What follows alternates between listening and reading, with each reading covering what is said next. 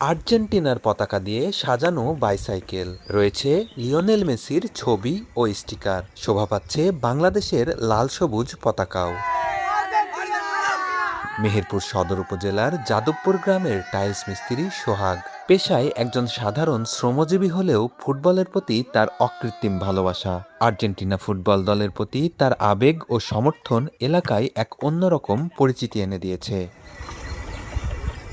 এই সাইকেলের নাম দিয়েছেন আর্জেন্টিনা সাইকেল। বিশ্বকাপ এলেই এই সাইকেল নিয়ে তিনি শহর, পাড়া, মহল্লা ও গ্রামের খেলার মাঠ থেকে অন্য মাঠে ছুটে বেড়ান। তার ব্যতিক্রমী এই উদ্যোগ শুধু আর্জেন্টিনা সমর্থকদেরই আনন্দ দিচ্ছে না, ফুটবল প্রেমীদের মাঝেও তৈরি করছে নতুন উৎসাহ। সে আর্জেন্টিনা পতাকা টাঙিয়ে সাইকেলে সে সব এলাকাতে ঘুরে বেড়ায়, দেখতে অনেক ভালো লাগে। যেখানে খেলা হোক সে খেলা দেখবে বা খেলা দেখতে যায়, আর্জেন্টিনা বা অন্য কোনো খেলা নেই, সে সব রকম খেলা দেখে। অনেকেই সোহাগের সঙ্গে ছবি তুলছেন, আবার কেউ কেউ তার সাইকেলটা একটু চালিয়ে দেখছেন। আর্জেন্টিনা এবং মেসির খেলা দেখে বড় হয়েছি, সেই ভালো লাগার কারণে আমি সাইকেলে আর্জেন্টিনার পতাকা দিয়ে সাজাইছি। সবার মাঝখানেই একটা আনন্দ কাজ করে এটা দেখলে।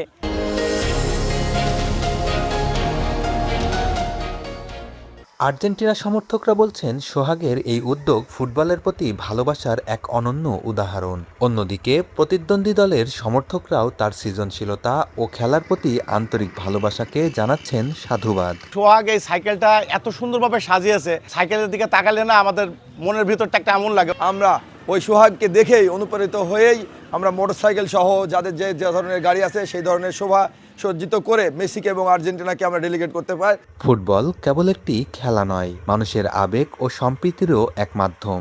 মেহেরপুরের সোহাগের আর্জেন্টিনা সাইকেল যেন সেই বার্তাই ছড়িয়ে দিচ্ছে ফুটবল প্রেমীদের মাঝে। বেন ইয়ামিন, সময় সংবাদ, মেহেরপুর।